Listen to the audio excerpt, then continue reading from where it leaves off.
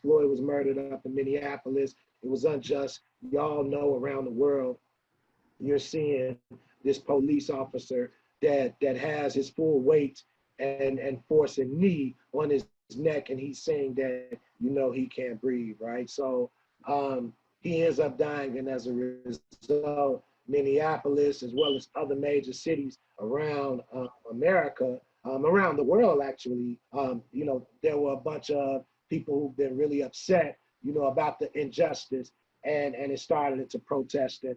The protesting started into here in Chicago, as well as many other places, the phenomenon of looting and things like that. So here's my take on this. People, why are they killing destroying their own community and things like that? Now, you'll hear that, and oftentimes it'll come from people who are not from the community.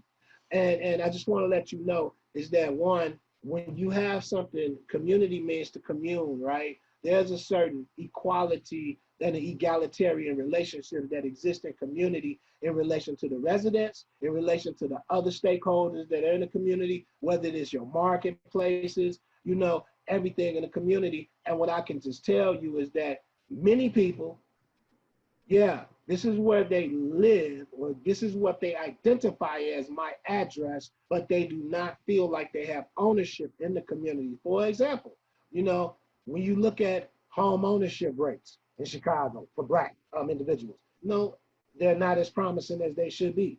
There is no equity. And there's a long history of that, which we will get into in later episodes. And because we're going to continue to peel back layers of the injustice. Then if you also look at who's owning the places where you spend money, right? There's no economic justice going on in our community. So oftentimes, the amount of microaggressions that an individual that's Black endures in their community every time they're doing these transactions, right? Buying goods, you know, getting services, things like that.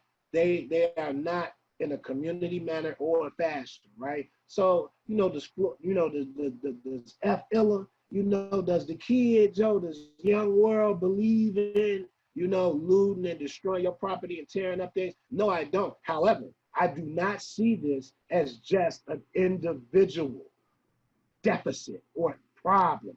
This is a systemic problem. And because systems have purged on Black communities and have pushed us out of the process of ownership, of meeting us on equal ground as being, you know, valued with dignity and respect, you know, as a result, what you will have is these type of situations where the rage, the frustrations, the feeling debilitated, all of this will bubble up and surface, and you will have, you know, a explosion or a way of behavior that most people are uncomfortable with, right? You know, but at the same time, where was your uncomfortable level when you were seeing systems enact all of these racial policies? Where were you when the school to prison pipeline, you know, just boomed right into our communities of color? You know, where was your, you know, your hatred and, you know, you not feeling good about things and your disgust of things then? That's what I was saying. No doubt. I couldn't have said it any better. What about you, brother? I couldn't have said it any better. I couldn't have said it any better.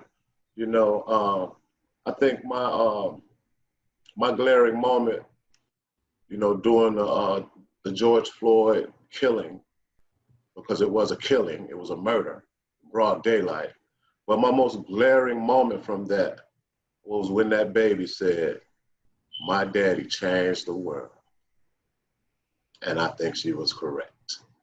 You know, I think she was correct. You know, I just want to provide the world with additional insight other than what they may see on social media or in the news, CNN, MSNBC, BBC, in regards to Chicago, right? You know, we're a city full of intellectuals.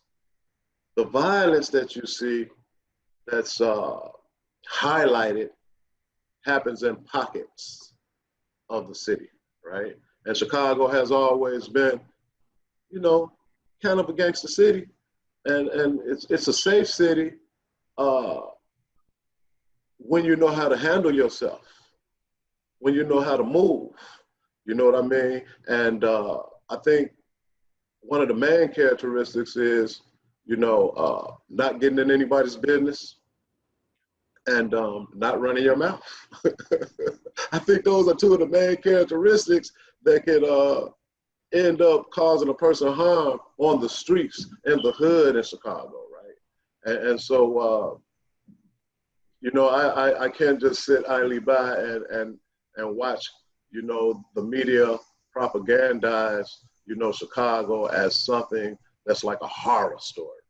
It's not what it is. You know, we heavy with culture, intellect, history. And by the way, Chicago was founded by Black men.